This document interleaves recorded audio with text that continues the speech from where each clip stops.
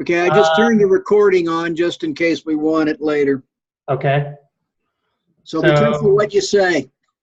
If you like what you say. Yeah. All right. So I guess let's just talk about the cover right now. Let's get this out of the way. So I talked to Anna, who's the woman that's helping us with the cover. I've also shown that cover to several people, and they really like it. The first one? Yeah, the top one. Yeah, the Top one, yeah. With all the really cool vertical graphics and other movement stuff on the cover. Yeah, people really like that one. So, and that Scott Jenkins, that friend of mine that also read the book, is going to give us a review. He really likes it. And he said that would definitely want me to grab it off the shelf. So I said, well, tell all your friends to grab all of them off the shelf. That sounds good. That was the one I really liked. So I think what we need to do, and so I talked to her about the whole thing, and the things we need to talk about are do we need I'm assuming we need a new barcode. How did we get the barcode initially on the first book? I own them. I thought so. So we'll need to. Well, the ISBN, which dictates the barcode. Okay, so if you could send me the one for the revision. Okay. Okay, so you'll send that to me. And are we comfortable with the photo that we have? We'll just reuse that photo. Is that okay? She seemed to think it was fine. What does the group think? The photo of the three of us, you mean? Yeah. Yeah, that's fine. It works. Gordon? I don't care. Okay. That's because you look the best in the photo. And then Mike, and then me. You guys I might argue with that order, but okay. Is that the photo where you were wearing shorts? Probably. I was wearing shorts. Actually, we were all wearing shorts. We just had suit jackets on. Isn't that what everyone does for cover photos? Uh-huh. You guys have professional headshots? Well, the one that's on the back of the book. So Yeah, but I do have a professional headshot, yeah. Are you more pleased with your professional one than that one? Because it was a professional that took the photo. What about Gordon and Mike? Do you have professional headshots? No, I don't. Not really. Okay. In fact, the one I use more often is a cropped version of the back of our book. Yeah, no, that's fine. I mean, I'm okay with it. So we'll take more photos after I lose a bunch of weight, and I'll look better. So that's fine. That's my goal. All right. Okay, so we'll just go with the photo, and we also need to talk about the copy that's on the back of the book. So are we okay with that, or do we want to edit the copy that's on the back of the book?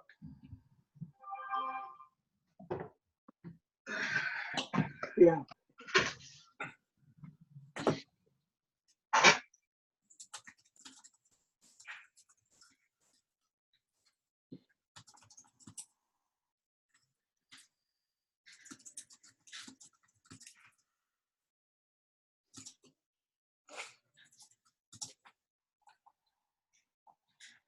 I think it reads fine. I mean, I don't know. What else would you like to say? I don't think we need to. It just I'm only saying that because now this is, the input that we got from Rich Chamberlain was that there's a lot of stuff on the back, and I'm like, okay, but if it addresses what we want, then and we're okay with it. I mean, he thought it was too busy? Too long, too much. Too long? Okay. But I think it's I don't know. I kind of like it. But Amy, what do you think? I think it's always helpful to hear feedback from people. Do we have any feedback from anyone else about the back? So again, purpose. So when someone picks up your book, they're going to see, the beautiful cover, the title, the tagline, maybe, and the authors, and then naturally the second step is they're going to turn to the back. So the back is where it needs to have the clearest possible message of the what's in it for me. Right. Why is this worth my money in purchasing and my time in reading it? And so I think we just have to ask ourselves the question, does this do this? I'm not saying it does or it doesn't. It's just like that's what, as authors, you have to consider from a completely objective point of view. If I was someone, say, in the business world who picked up a copy and I looked at the back, what would be my impression? Would I take the time to read it? Would I do some skimming to see what are the basic words or the key points? And from that process, would I, and of course, like with everything else, and it's so hard because this refinement process can be a little maddening because you're like, yeah, it looks good. It seems fine to me. But then always looking at like objectively other books that are doing really well and what are they doing? Mm-hmm. Does it achieve that purpose? And sometimes there's lots of words on the back and There are. that purpose. And sometimes there's no words on the back and it doesn't achieve that purpose. And so I think it just like that really objective, I think the feedback is helpful, but that's only one person. So asking colleagues, anyone who can give you an objective answer, things like that. Because if you're going into the trouble of a revision, you want to make sure that the second strongest selling point you have is the back cover. Yeah, I mean, the only thing I would do is maybe just rework the second paragraph and to eliminate the very last sentence, which reads, each rule is presented, discussed, and implemented as the story progresses. Maybe you put that up into the previous sentence to make it one really long sentence. We'll do a Shoghi Effendi sentence. But I don't really know if we need to do that because I think that last sentence kind of that addresses it, I guess a little bit more of exactly what's going on in the book. So I don't know. I'm okay with the back text. I am too. I've been looking at, I have a large selection of business books here. Yeah. And they all have lots of stuff on the back. And if the thing about listening to Rich is that he's an artist. He's coming at it from a totally different viewpoint. Yep. So, he doesn't look at it as a marketing tool, which is what Amy has just reminded us that the back of the book is supposed to be. Yep. So, while it never hurts to review the copy, I'm not bothered by it at all, and I think that it's important for people to understand that that the structure of the structure of the book, so that they're not picking this up and thinking, well, here's going to be a step-by-step process that's just laid out, rather than explained along the way. One thing to consider is the trend of what books are doing now to grab attention. And this is also very true of blogs. Blogs increasingly are following, it's so sad, but it's a sign of the times and how busy people are and how short of attention spans they have. Yeah. Blog writers are having to do more and more bulleted lists, including making sure there's bulleted lists in their blog posts, because people are so busy. Sometimes they're not even sure if they want to read the whole blog post. So they'll go in, they'll do a quick scan of it with their eyes to see, is this worth my time? How long is it?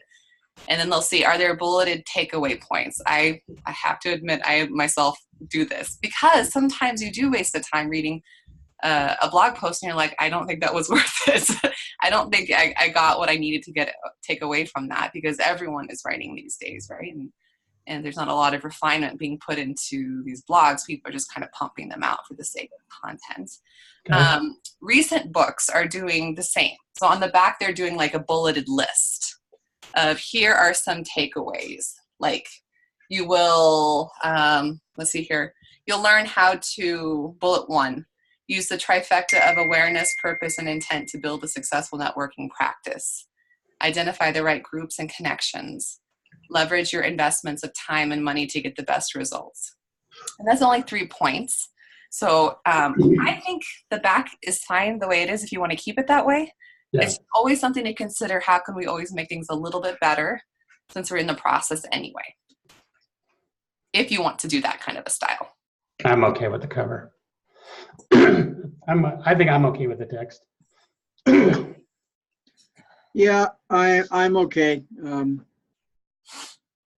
I think it also it's short enough, you know, maybe a little more blank space between the paragraphs so that people can see that it's separated, be the only thing I would say. Yeah. And maybe, I don't know if we can bold certain terms, Sure. like Sure. solution building, so they pop out. Yeah, actually, that's probably that's a very good idea. So bold solution building and guiding principles. Yeah. Yeah. I think Mike raised a very interesting point. We have to consider who is going to be reading the back cover. He talked about, for example, marketing managers. I would put forward the notion that people who buy a physical paper copy of the book are going to be reading it. Those people have longer attention spans. And they're Yes. going to read the whole back cover. Right. So it's fine. If you want to take out the line that Kevin suggested about each rule, yeah, that wouldn't hurt. But other than that, I think it's fine. Yeah, I think it's fine. Yeah.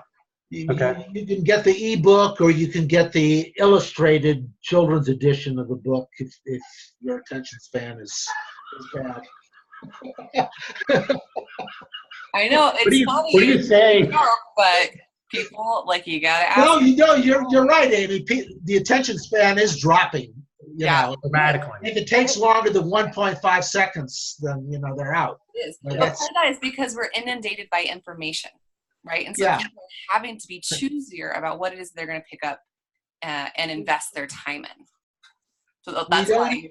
We don't even have time to say too long didn't read. We had to come up with TLDR. I know. Well, the other thing is that isn't this whole attention span thing one of the reasons such lousy decisions are being made? People won't take the time to actually think about them and the consequences. We see it at every level of society. Mhm. Mhm. So, yeah, I don't know. I mean, changing the way people work is probably going to be a real challenge.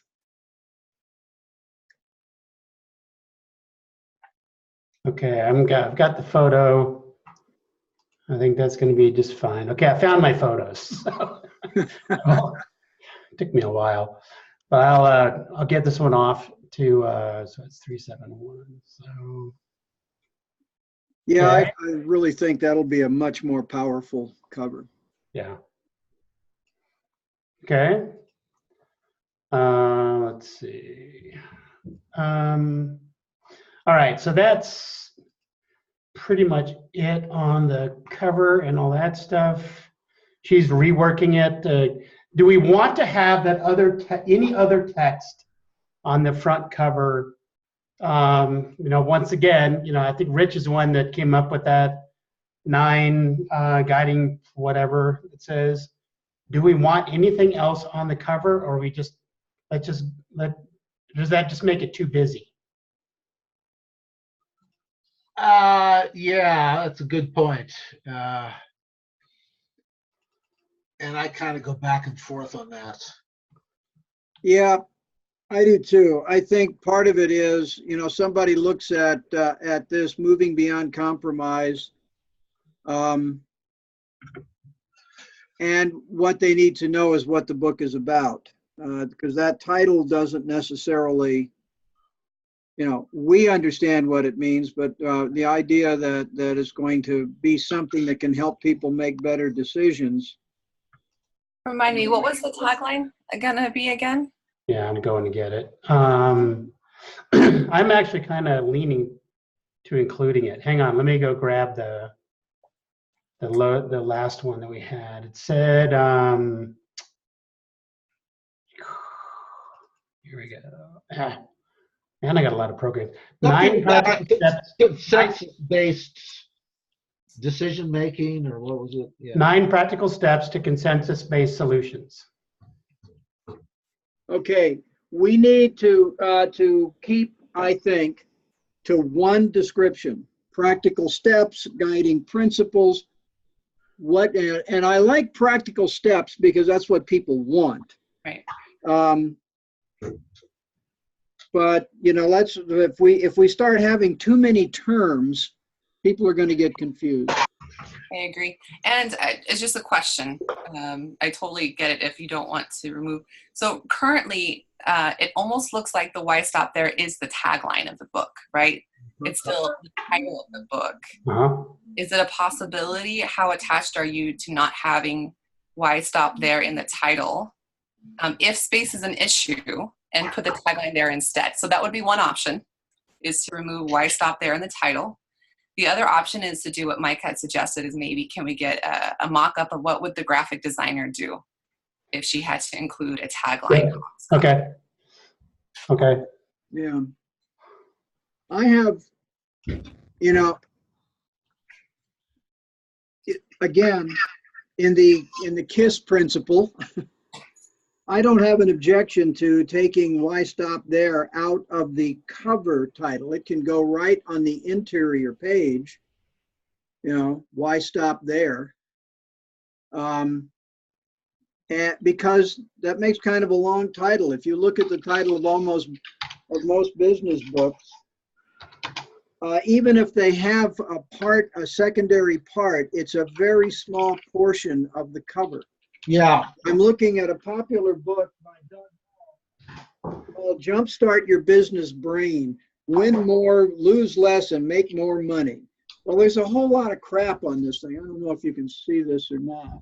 Uh-huh. There's a lot of crap on this that is just, this is an incredibly messy cover. Right. And then the back cover is just about as bad. It's horrible. I agree. And you'll note there's no picture of Doug Hall on it. So, that's another thing that isn't a necessity, although I see nothing wrong with it. But nonetheless, this is one that I just dragged off my shelf a couple of minutes ago to look at. And this cover is, has some good graphic on it, but it's a mess. In my opinion. Okay. So, again, that was a real popular book a few years ago. Yeah. How is the title of our book registered with the Library of Congress? Moving Beyond Compromise, right? Yeah. And we've, it was copyrighted as Moving Beyond Compromise, Why Stop There? Okay. But that doesn't mean anything. Okay. We can, just because that is. I thought Why Stop There was our tagline initially. Yeah, it was. I thought Why Stop There was a tagline. Yeah. As much as anything else, yeah. So, Mike, you're proposing, well, why don't we just swap in a new tagline? In essence. Stop there. In essence. What's going to happen is people are going to see Moving Beyond Compromise. Either that's going to attract them, or they're just going to pass right over it, and it's irrelevant what else is on the cover. Because Kevin, you remember when we were looking at the books in Barnes and Noble, Charisse was here. Most of the books we looked at, and we just went right over them. Yeah, and it also gets to the point that Amy raised in one of her emails, that people might look at that spectacular futuristic cover and think it was some sort of a high-tech book. Yeah. But if we have a more specific tagline about whatever it is, 9 practical steps or whatever, maybe that will keep them around long enough to flip to the back cover and read the details. Or maybe even just flip to the middle and read a couple of pages. Yeah. Yep. Yeah. All right. So what's going to be our tagline then? Practical steps or guiding principles or something else? Part of me thinks practical steps is the right one, simply because guiding principles sounds like some sort of textbook to me. right? Yeah, Whereas actually, you're right. practical steps is what people that are looking for better ways to make decisions, if I that agree, yeah. is going to be more in line, I think.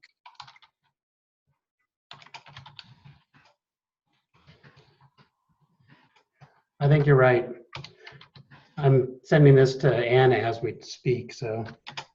And I like the 9 with the number 9 not spelled out, N-I-N. Yes. Oh, I agree. 9 practical steps to, if I can actually type. Do we actually use the word consensus anywhere in our book? I'd have to search it.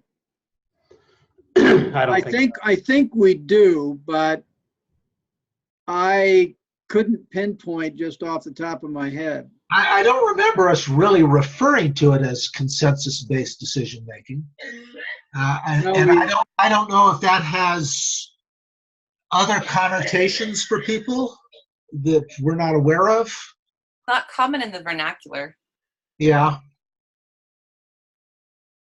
What about, I mean, from a marketing perspective, a lot of what I've been doing on social media has been in the language of group decisions, better group decisions. That's something that people can understand. It's very clear.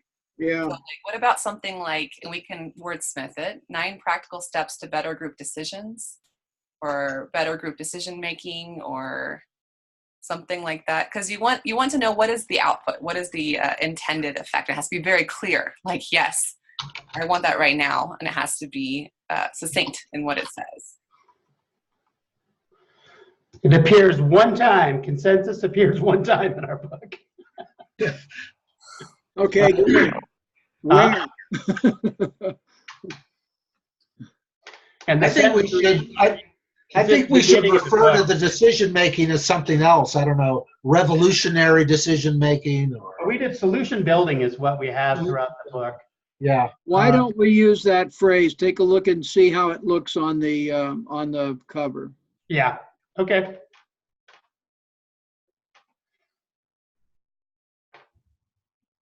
Yeah, because we spent a long time coming up with solution building as an alternative to consultation. We did. Well, Yeah. remember too, solution building is your approach.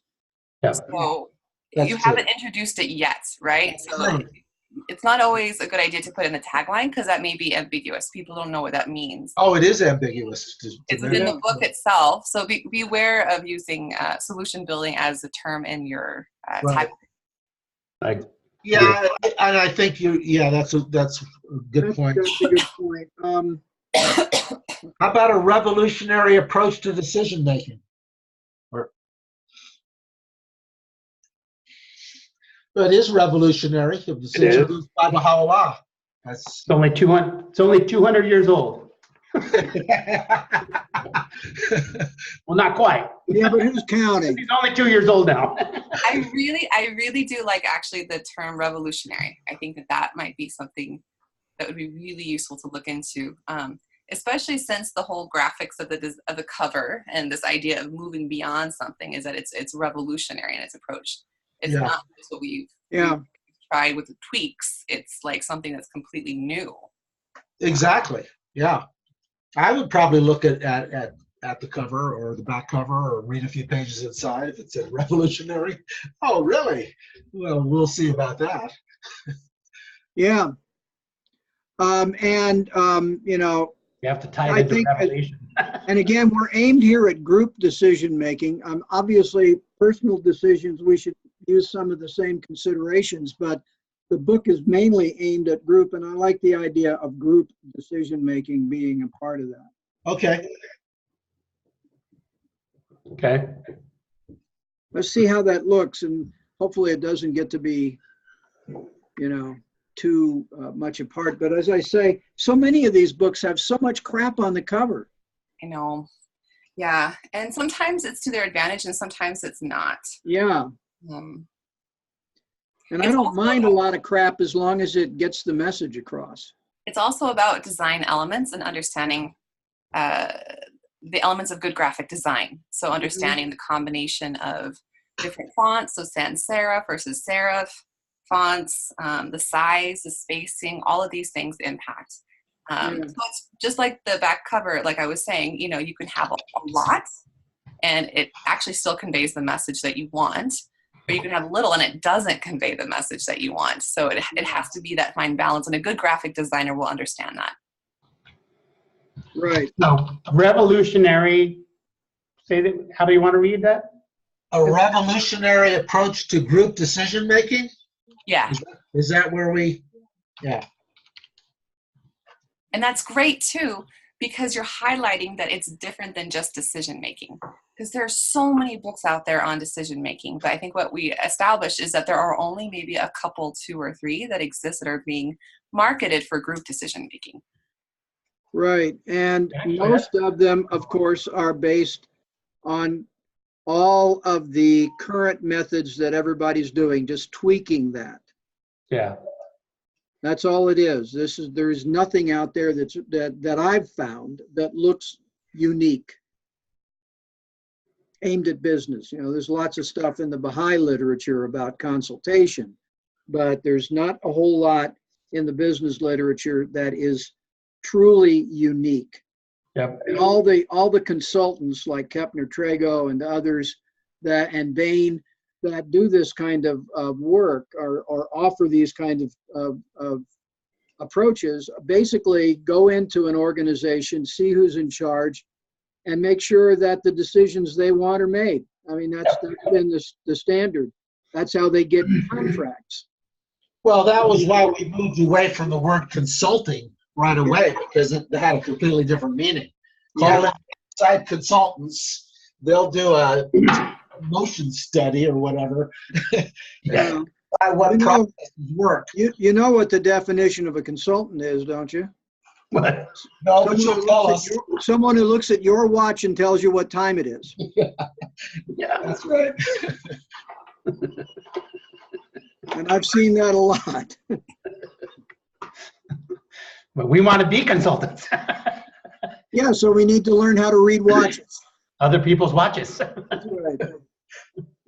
Now we want to set the idea of the way consulting is done a little bit on its ear. Okay. But all right. So cool. So I sent those off to Anna, and I talked to her on Thursday and told her we were having a meeting today, and that I would get her some feedback so she can work on some different concepts. How did you meet this gem of an artist? Okay, so this is awesome. So Julie is last year sometime. She's down here at the Wave car wash. Yeah. And she's sitting there waiting for her car to be done, and she sees this, young 30 year old, black woman sitting there waiting for her car. And Julie finally said, "Why am I just sitting here and not talking?" And so she starts up a conversation with her, and then she has coffee with her once and introduces the faith and all that kind of stuff. And then we invited them she and her husband over to our house for a barbecue. And she's now come to Taco Tuesday a few times with her husband, Anna and Jose. They're awesome. And they don't have any kids. They moved here from, I want to say, Georgia or North Carolina, and they don't have any family here. And so we've kind of just become friends with them. And they're, right at the same age as, as Amy and Gwen and Joe and everybody, and they're just having a really good time. And so she works at Goodwill on the business side. She's got a business job there at Goodwill. And I've learned that also Goodwill is, each location is like a franchise. There's not an overall Goodwill company with all these locations. There's one in Denver, there's one in Colorado Springs, kind of blew me away. But she has a background in graphics. And so just in a conversation, I was like, really? So then that's when I reached out to her and said, can you help us? And then she came up with this. Nice. Fantastic. It's well, amazing what she could have a career in that. Yeah, she's really, really In my good. opinion. So. Yeah. Yeah, so maybe it was meant to be on multiple levels, I think. So it's gonna be great. Good. Well, thank you, Julie, for deciding to talk Yeah, I know. It's like it's perfect. on several different levels. Yeah. So okay, so I think that's probably enough coverage on the cover Yeah. back. Mike, make sure you get me that barcode. Yeah. I'll be looking them up Okay. later today. Did you bought them all just in sequence, right? So there's a Yeah. I bought a bulk pack of 10, okay. and I don't know.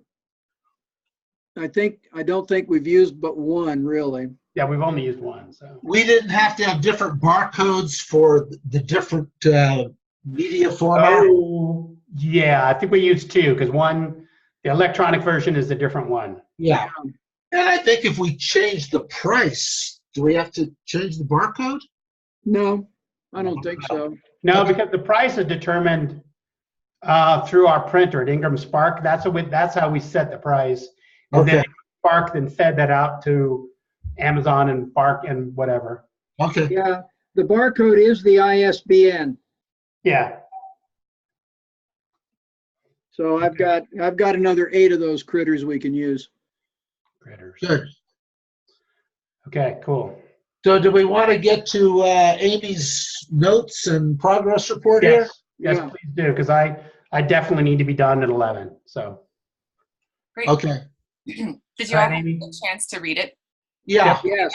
I typed it up to save time, too. Yes. So you can talk about any questions or things that we need to talk about within that context. yeah, Amy, I sent you an email about. So are we okay with putting the that $10 monthly fee on our credit card? Yeah. Okay, Amy, And let's do my talk afterwards. Okay, perfect. And what I'm going to try is I'm going to try to pay for a month, see if I can go in and set up, because I was almost done completing all the infrastructure I needed that we wouldn't have had to pay. I'm going to go in and see if I can set it up and then cancel and see if we're still okay with the functionality. MailChimp may not let us do that, but I'm going to try to see if it can be a one-time charge versus ongoing. Okay. It may Okay. have to be ongoing. Okay. So we can talk. All right, you and I'll talk after this call. So,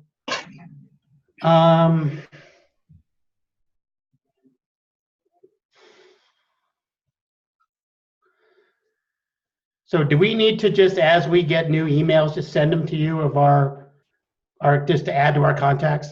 Yep. Okay. All right, so do we need to talk about anything about MailChimp? And remind me, you wanted the email addresses of who now? Everybody, People who are prospective customers or people who've read the book or what? Any of the above. Any of the above? Okay. Yeah, anyone that you think wouldn't mind receiving updates and this valuable content. Usually the way it works is people opt in into an email subscription list. Some businesses start with a list they already have, and even though there's not a clear opt-in, that might change in the future. The European Union has changed this, that you have to have very clear standards, and the United States might get there. We're not there yet. My experience has been that for these admin ads, that most people, they don't unsubscribe as long as you're not continuously spamming them and you're providing valuable content. So yeah, those are the ones. So anyone that you have that you feel like would benefit from being on this list is a better way of putting it. Okay. And every email has a clear unsubscribe link. Like I also mentioned in the series of welcome emails that's going to be sent to the admin ads list. The first one has a clear line that says, if you feel like you've been added to this list in error, please click here. So that they have a very even easier way of opting out in case that we have offended someone by adding them to the list. The list looks really good. It's really cleaned. So I was like, tore my hair out. Actually, everyone in the VA community was pissed at MailChimp for doing this in the way that they did.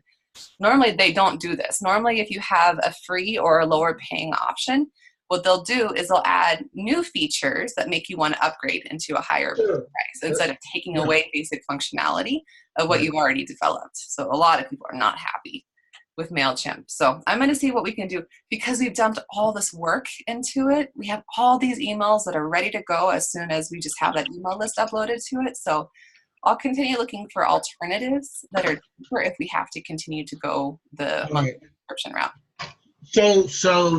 That's like $10 a month now for the functionality we need. Is that what I understood? Yeah, up to 500 email subscribers, and then after that, I think it's $20 a month for 1,500.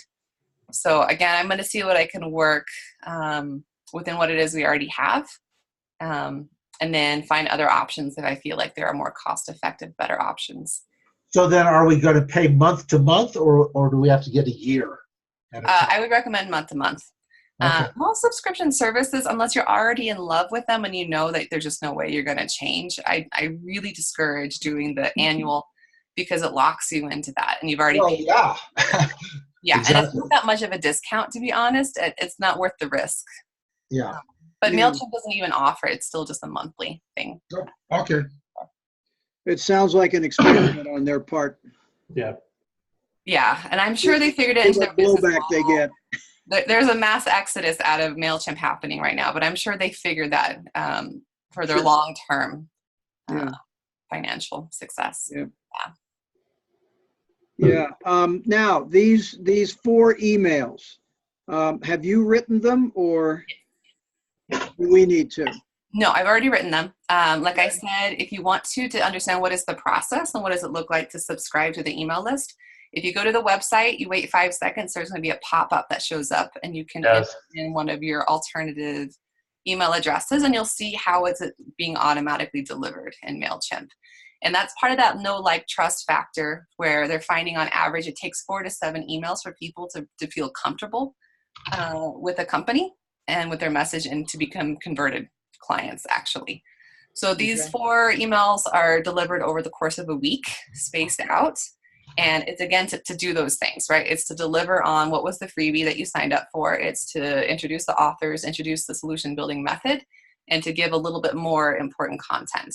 And then from there, they also start receiving the weekly or every other week emails that have the blog posts, the newsletter updates, things what's going on with promotions.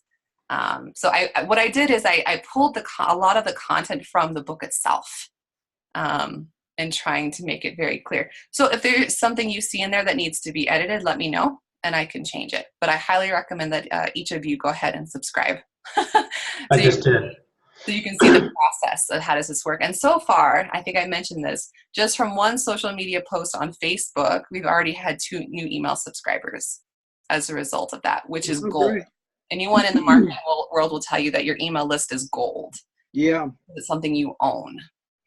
Yeah, that's, you talk about an asset, yes. Mm-hmm.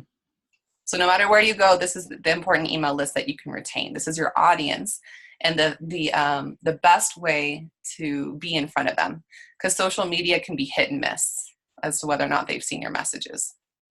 So you Yeah. say that the current freebie for an email subscriber is a free download of the book? Yes. Right, didn't we say that for the first Yep. 50 downloads? But Yeah, yeah, for the first Tracking that. 50. Yeah, the first 50, and that's to The create a first sense of 50. urgency. So once we have the emails out and going, I'm going to really start pushing again the, subscribe, because we want people to jump on that offer. Many people will get it. They won't actually wind up reading it, or they'll read the first part because it's free. But again, like many authors wind up doing this because if you're an unknown author to them, it can take a lot for them to feel like they want to go ahead and buy your book. But one of the best ways is to show them, this is who I'm about. I'm confident that you're going to be able to take away what you need to take away in my book, and you're going to like it so much that you're going to continue to follow me in any progress that we make. The revised edition hopefully will have updates that people will want to be able to jump in on and do. So again, this is only 50 out of potentially hundreds or thousands of people. This is just to create that sense of urgency in developing that email list. Now, If you order now in the next 2 minutes. pretty much. Yeah. It's really, but once you hit that it's so wrong for these people to go, we have operators standing by. No, they're actually taking calls and they're working. That's right. They're Yeah, not I standing there know. waiting. They're on another call. So like we mentioned, like we need to think about the next freebie after that, but we're not there yet. We're okay, right, for right now. Only 2 people have downloaded it so far. Okay. Well, that's 2 people that didn't have it before. It's true. It's true. Um, And it's likely the people who I saw who it was people who probably already even purchased the book, or they were never going to purchase the book, and that this gives them the opportunity to now understand what the author is about and why they stuff. Yep. Yep. We saw that with Sharice's book too.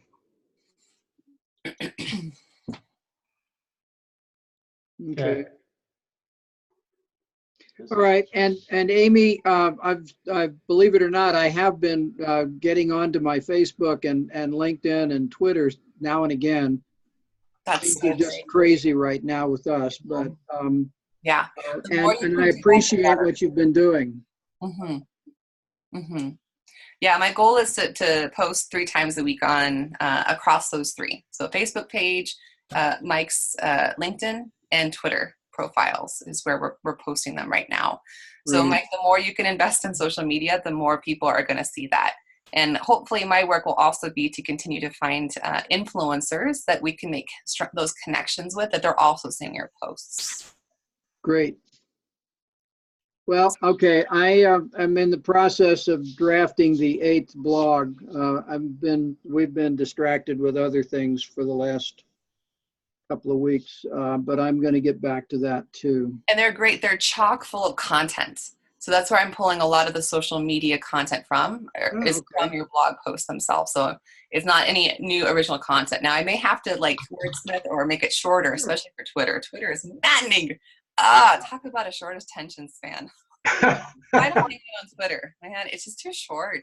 Yeah, it is. Even when they doubled the characters, it was still not enough. You know, it's hard to have conversations and nuanced conversations on Twitter. That's why you see those like 100 post Twitter things, because people are trying to have that conversation in that limited space. Yeah. In which case you should use something else, but. Okay. Okay. We have 14 minutes. So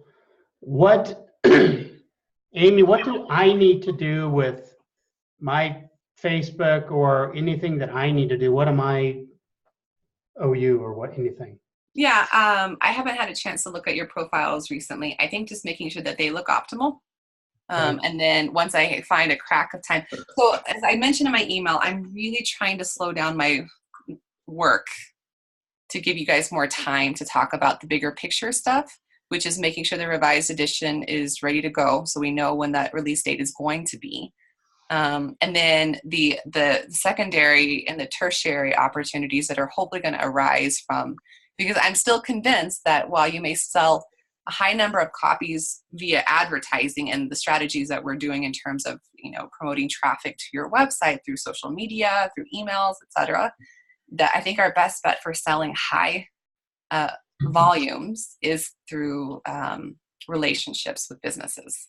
Right. I'm pretty convinced this is where, and like you said, it helps hit that long-term vision of also having those speaking opportunities and those training opportunities, which is really where the rubber meets the road, and it's where they'll be able to be successful in implementing the approach. So I've been trying to really slow down to make sure you guys have enough time to consider that as well. Because we can put in a ton of effort, a ton of time and resources into this year into doing the real basic stuff of just trying to promote the book. But then, is it, 1 or 2 years down the road that you're like, oh shoot, we have to start this process again because we weren't just proactive and did it from the very beginning when we were promoting the book. So I've been really trying to do the basic minimum. So not to use up all of the budget while we're trying to figure out these other really big pieces. Okay. All right. So, Okay. Yes, that's a good idea. And I think I alluded to the fact previously that the 3 of us, gentlemen here, tend to move at glacial speed with regard to this whole book. I mean, it's literally, so you have to adjust to our tempo a little bit. I know. I'm trying to keep it no more now. I've been really considering no more than 8 hours a month. It just depends on the month and what are the really important needs of the stuff that we're at. But in general, to keep growing the audience and to keep putting content in front of them so that they don't get cold, right? We don't want the email list to get cold. We don't want the social media communities to get cold. There's a basic level of what you have to be putting out there in order to maintain that while we try to figure out these other big pieces. Right. But let me know if you feel like that needs to change. I gave you where we are roughly on the how much I at least have invoiced for this year. I'm sure you have some other expenses to consider within that overall budget, but do let me know. Anything below 5, let me also know, because I really do need to fill in a client spot if that's the case. Okay. Okay. I just I'm downloading my free copy. So you may have to make it now 51 free copies. I know, that's right. Thanks, Kevin. Oh my God. Yeah. I actually just wanted to test because you got a thing that says if you're having trouble downloading this in Chrome, whatever, blah, blah, blah. And actually I did it all in Microsoft Edge and it works just fine. So. Oh, perfect. Yeah, I suspect most people won't have trouble with it, but I wanted to give them a solution right there in case they were. Yeah, people do have trouble now and again. Depends on their operating system and how adroit they are dealing with the computer. But yeah, that worked just fine. So okay, yeah. great.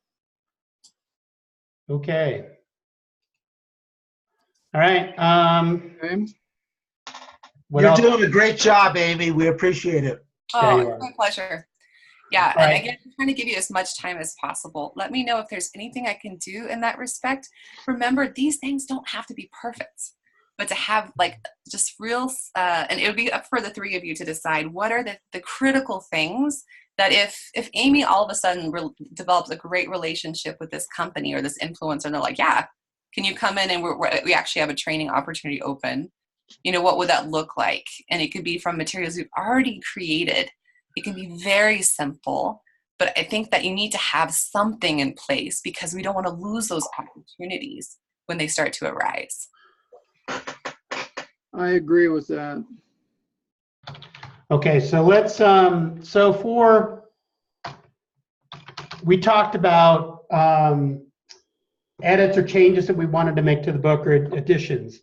And I'm thinking right now that, because I've gone through the book, I don't want to edit the book, the text of it, but I think we talked about, and maybe we need to have a page in here that's the Why Stop There page. Yeah. You know, what are the other things that we had talked previously that we wanted to insert into before or after the book? We talked about maybe some detail following the list and description at the end of the 9 principles. How do we implement them? Because Lily's method won't work for everybody.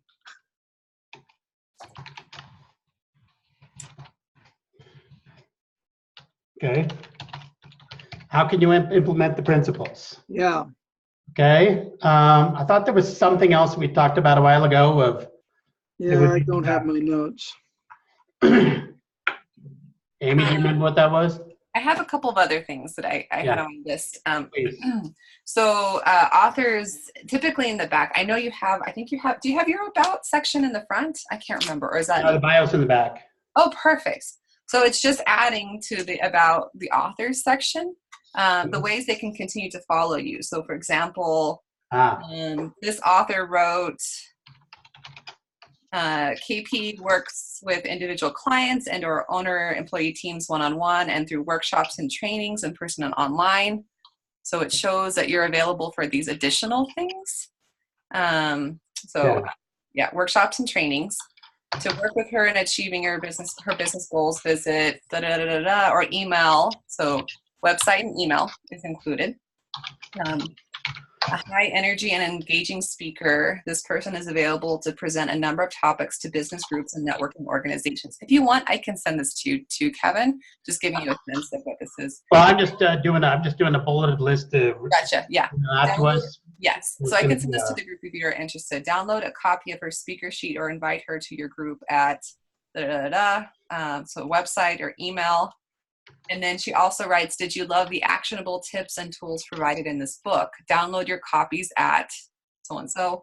Follow her on social media for more usable strategies you can put to work in your business. And then she lists in bulleted fashion her Facebook page, her Instagram handle, her Twitter handle, and her LinkedIn profile name.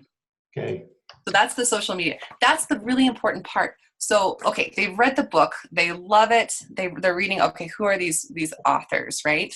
Right. They have very clear ways of understanding what are their next steps if they want more. So what are the additional resources that are available to them? Oh, by the way, did you know we're also speakers and workshop presenters? Right. Here's how you can join our email subscription list.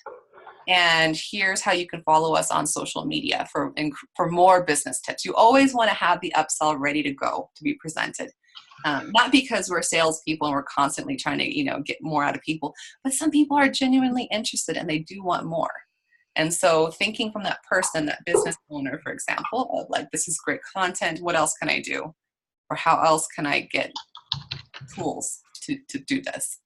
So that's what at the very, very end of her book, and she's a marketing person. So that was one. There's also additional add-ons that we could promote. Like this is the reason why you would want to purchase the revised edition. So an additional training video series. And remember we talked about how it could be 3, for example. They don't have to be professionally shot, although if you have the resources and you want to do that, that's great. But again, it's to help them to see, oh, right. This person or this team, they're great speakers.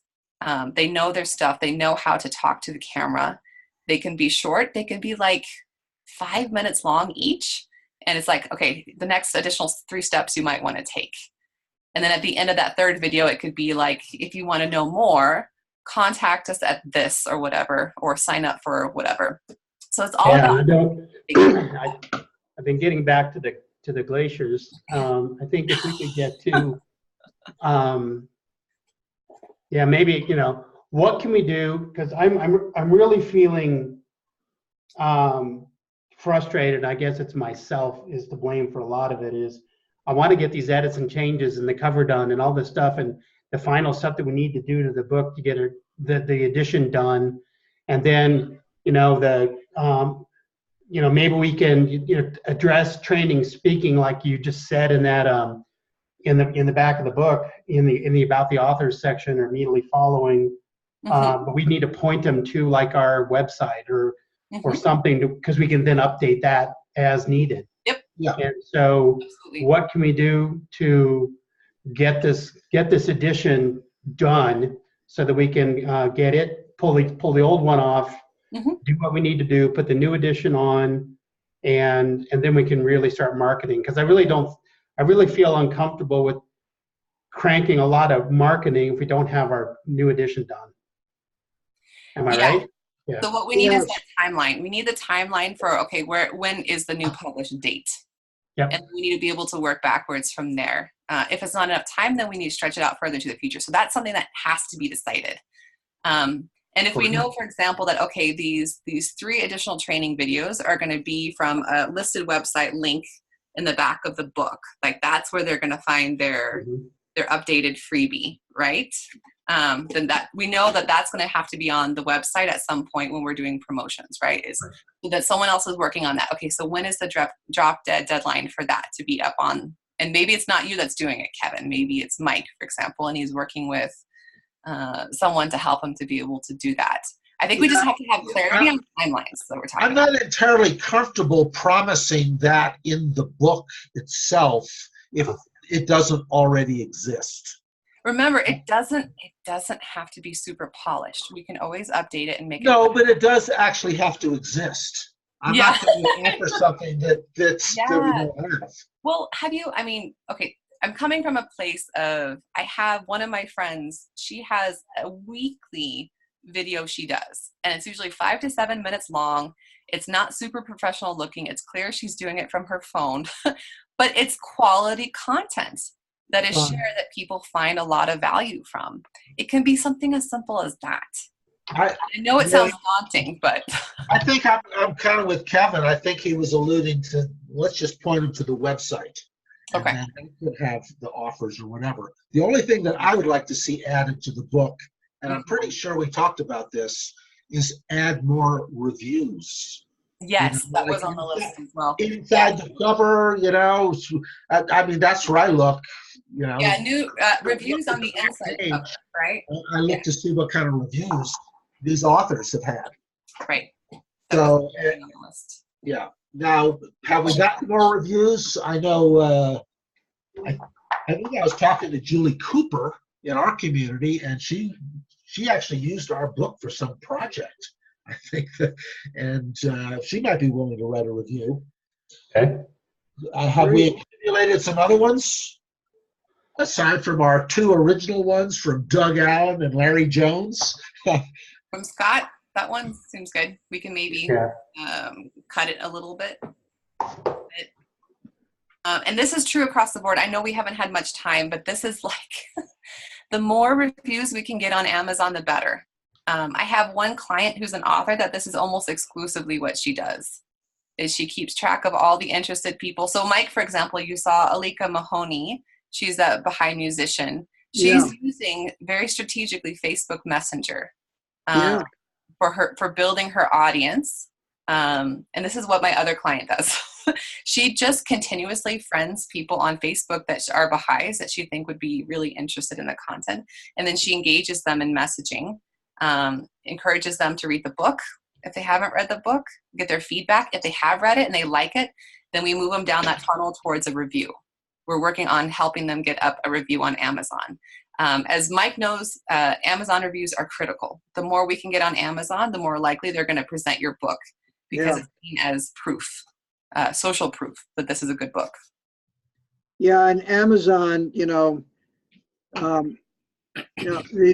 2 sites that have been probably most critical for Charisse and her book have been Amazon and Goodreads. Yeah. And she's got lots of reviews on both. And they're not all 5-star, thank goodness, because, no book is right for everybody. Yeah. And again, this is something I can help with. Like if we have that list, even if it's family and friends who just need prods and pokes, like, hey, you said you would do this. Can you please remember to put it up?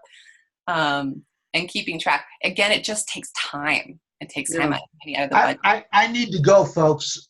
I got a guy that's doing some work on my house. I need to go too. So. Okay. Cool. So let's get working on. Why don't you go, Gordon? And we can just Mike and I and. Okay. Good talking with you. Yeah. Bye. Talk to you later. Bye. All right. So who wants to? I sent the email out with our tasks and whatever that we need to fix or do. I can try the Why Stop There page. Mike, do you want to kind of take a stab at how can you implement the principles? Yeah, okay. I will do that. And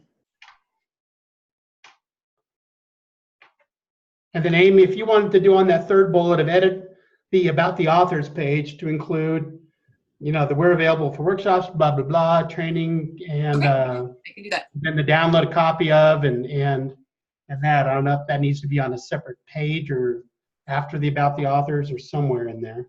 Okay. I want to do the Why Stop There page, which is great, but I don't want to just be repetitive. Yeah. Yeah. Does our dedication page change to the Why Stop There? Does that change? Do you just, because you look at dedication, and I think that's actually a good thought. If you look at the dedication, it's dedicated to anybody who's ever had to try to make a decision, right? Yeah, so maybe I'll take that paragraph, rework it, and just retitle that to be Why Stop There. I think that's a good idea. Man, see, brilliant things come up. So, okay, yeah, I need to get going too. So, anything else? I just need the credit card information for MailChimp. Right. So, Mike, if you want to, anything else you want to talk about?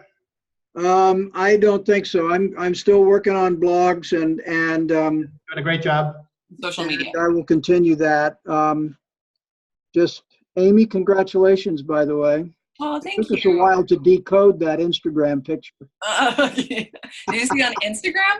That's hilarious. Now, we're not on Instagram. It was sent. It was sent to us by Lua up here. Oh, nice. Who said that because we don't use Instagram. So anyway, congratulations to you and Oh, thank Chris. you. Thank you. Okay. Okay. All right. So, all I'm going to do is give Amy the credit card number, then I need to go. So, All righty. Bye, Mike. bye, Mike. Bye. I'm keeping this going while you guys are. How are you going to give Amy the credit card information? You going to call her? You're not going to put it on here, are you? I was going to tell her verbally. I'm not going to. Recorded. Oh, we're not going to record it. True. Amy, Yeah.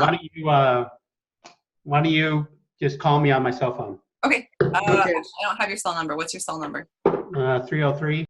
Okay. 37